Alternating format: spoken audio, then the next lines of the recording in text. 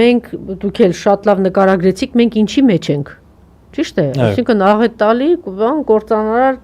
բանակը, երկիրը սարսափելի բանի պատերազմի շեմին ենք 4 կողմը կրակի մեջ եւ մենք այս թափթփուկների ձեռքում։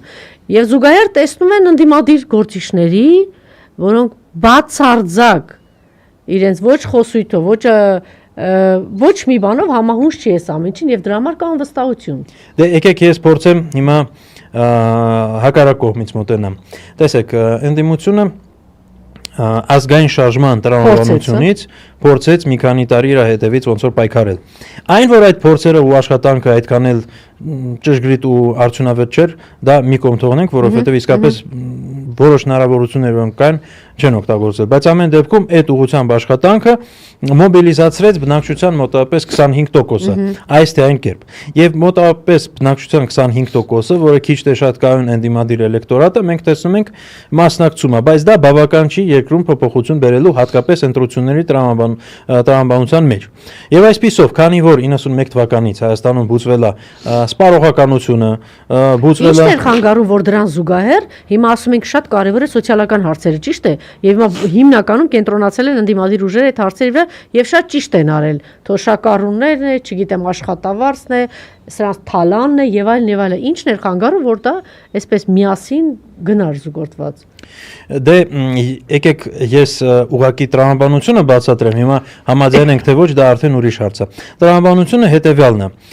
մարդկանց զգալի մասը հոգնել է այդ պայքարի մասին լսելուց, Տրամանդատ լսելու, որ ինչ սարսափելի բաներ են մեզ սպառնում։ Այդ թվում, ու չի ուզում այդ պայքարի մեջ ընդգրկվի, չի ուզում ընդհանրապես պայքարի մասին լսի, ուզում է լսի մենակ նրա մասին, այո, ինչը ինքը կարող է ստանալ քաղաքականություն, ինքը չի ուզում լսել, այդտեղ շատ կարևոր է, հա, պարադիգմալ տարբերությունը։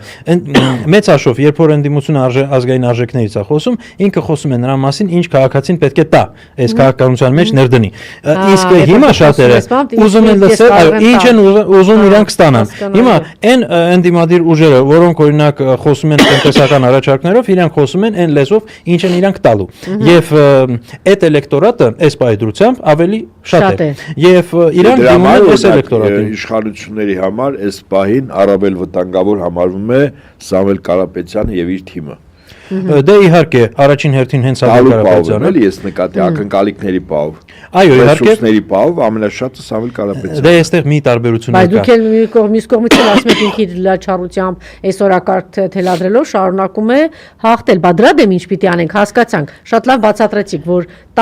տալու պահը արդեն մտել են գործիչներ եւ լավ աշխատում են։ Բա այնտեղ ոնց պիտի հաղթեն իրենք։ Այստեղ տեսեք, իմ կարծիքով, եթե օրինակ ընդդիմության խորհրդական լինեի, ես կասեի, եկեք մի քանի բլոգեր առանձնացրեք, որ իրանք լաչարությամբ զբաղվեն, իսկ օրինակ ընդդիմադիր օրինակ առաջնորդները նման գործունեությամբ չզբաղվեն։ Հատկապես Սամվել Կարապետյանի ու Նիկոլ Փաշինյանի միջև էլի մարդաբանական շատ լուրջ տարբերություն կա, նույնիսկ տեսակի տարբերություն, հա, այսինքն հանգիստ մեկը արարող է, մեկը կործանող է։ Այդպես էլ կարելի ասել, բայց ես կասեի զուտ ոնց որ կեցվածքի կամ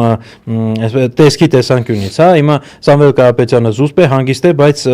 տպավորիչ, իսկ Փաշինյանը հաճախ հակառակ, ինքը ստեղծում է շատ, այո, ինքը ստեղծում է աղմուկ, փորձում է դրանով ուշադրություն գրավել։ Եվ հիմա մյուս հարց է ծագում, հիմա պարզ է, որ կա մի զանգված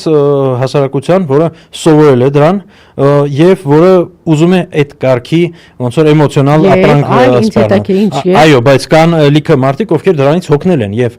այս մարդիկ եթե լսեն օրինակ կողքի Սամվել Կարապետյանին ու Նիկոլ Փաշինյանին, շատերը օրինակ Սամվել Կարապետյանին կընտրեն։ Դրա համար Փաշինյանը իր բերան նպակում, որովհետեւ այս շինծու գործը, որը 3 նորից երկարացեցին 1 ամսով, այսինքն ինքը վախենում է զուտ, որ Սամվել Կարապետյանը երևա, որովհետեւ Սամվել Կարապետյանը ուղղակի կանգնի ու կողքը Նիկոլ Փաշինյանը լաչարություն անի, արդեն այստեղ Նիկոլ Փաշինյանը պարտվում է։ Դրա համար ինքը ուզում է Սամվել Կարապետյանը ուղղակի չերևա, ոնց որ գոյություն չունենա հասարակական, հասարակության աչքի առաջ։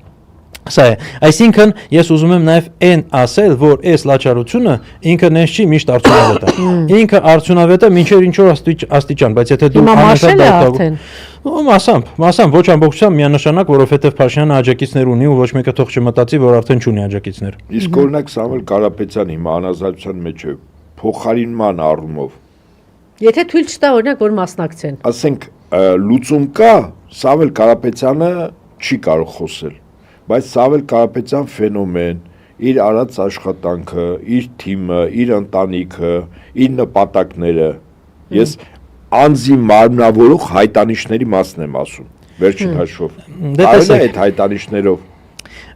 իր ֆիզիկական չլինելը բանանել, փոխարինել։ Տեսեք, մի քանի իհարկե դեմքեր կան հայոց աշխարհում, այսպես ասեմ, որոնք կարող են մասամբ այդ դերը կատարել, բայց մի բան հաշվի առնենք, Սամվել Կարապետյանը, ինչքան ես տեղյակ եմ, եթե իմ տեղեկատվությունը ոնց որ հնացած չի, աշխարհում ամենահարուստ հայ է։ Այո։ Եվ այսինքն սա արդեն ինքնին Ընդ որում ինքը ոչ թե ուղակի իշխանությունների հետ մերձավոր լինելով է հարուստ դարձել, ինչպես օրինակ Ռուսաստանում ժամանակին Բերեզովսկին, որը տարբեր, այլ ինքը շինարարությամբ ու տարբեր իր բիզնես որակներով աշխատանքի արդյունք է։ Ընդ որում իր գումարները ինքը վաստակել է 7 տարբեր երկրում, ոչ միայն մի երկրում, հա, չնայած հիմնական իր բիզնեսը Ռուսաստանում է, բայց լիքը այլ երկրներ, այդ թվում Հայաստանում հսկայական բիզնեսներ ունի, չէ՞։ Հիմա տեսեք ինչն է տարբերություն գալիս Այս արդեն այս հանգամանքից ելնելով մենք հասկանում ենք, որ շատ իր նման մարդիկ չեն լինի։ Երկրորդը կարող ենք հիշել Ռուբեն Վարդանյանին, որը էլի շատ հարուստ հայ է, որը էլի շատ մեծ հայացք ունի, բայց հենց դրա պատճառով, որովհետև դե օբյեկտիվորեն ինքը Արցախյան շարժման մեջ, օրինակ Բակո Սահակյանի կամ մյուսների ում որ ձերբակալել է Բաքվի բռնապետությունը չունի ներդրում, այո ինքն էլ վարչապետ եղել, բայց ընդամենը 3 ամիս, բայց իրան ձերբակալել, որպեսզի ինքը չգա ու Հայաստանում իշխանությունը չփոխի, դա միանշանակ է, հա, այսինքն Ալիևը իրան պահում է, որ Հայաստանում ինքը իշխանություն չփոխի, այսինքն մենք հասկանում ենք, որ արդեն մի դեմքը շարքից դուրս է բերվել, մյուսը շարքից դուրս է բերվել,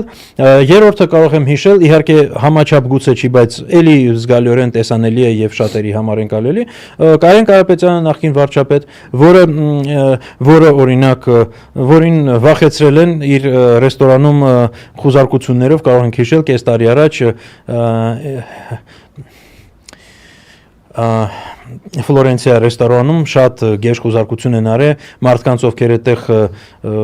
ինչ որ բան էին նշում, հանել են դուրս եւ այլ եւ այլ։ Եվ գուցե վախեցրել են, որ ամբողջությամբ կունեզրկեն եւ այլն, եւ ինքը հայտարարեց արդեն, որ ինքը քաղաքականության մեջ չի մասնակցելու անմիջապես, հա։ Ու նման դեպքեր մենք կարող ենք տեսնել, այսինքն հարցը միայն այն չի, որ փոխարինող ընդհանրապես գոյություն չունի, այլ հարցը այն է նաեւ, որ շարքով գնում են եւ ով կարող է հավակնություն ունենալ, բոլորին ճնշում են։ Նույնիսկ Գայիկ Ծառուկյանի, որը պարզ է, որ համաչափ չի, բայց Հայաստանի մասշտաբով խոշորագույն գործարար է, էլի իր մերձավորների վրա լիքը քրեական գործեր կան եւ այլն։ Այսինքն մենք տեսնում ենք, որ աշխատանք կա, որպեսզի այս ամենը չաշխատի եւ նույն կերպ ոնց որ Սամվել Կարապետյանն են ճնշում, լիքը ուրիշ մարդկանց էլ են ճնշում կամ փակում են, որպեսզի իրանք չկարողանան այս իրավիճակը փոխել։ Եվ սա նաև ցույց է տալիս, որ հայոց աշխարհը իրականում այս ամենին դեմ է, ուղղակի տարբեր հնարքներով, գործիքներով, ճնշումներով եւ այլն կարողանում են հլը որ պահեն այս իրավիճակում։ Եվ հիմնական գործիքը ամեն դեպքում նույնիսկ Փաշինյանի իշխանությունը չի, այլ հիմնական գործիքը այս իրավիճակը շարունակելու մեջ դա Ալիևի բռնապետության պատերազմով սպառնալիքն է Հայաստանի նկատմամբ, դա հիմնական գործիք է, ինչու այս իրավիճակից հայոց աշխարհը չի կարող դուրս գալ։ Այսինքն մարդկանց մեջ վախի սինդրոմն է աշխատում։ Այո,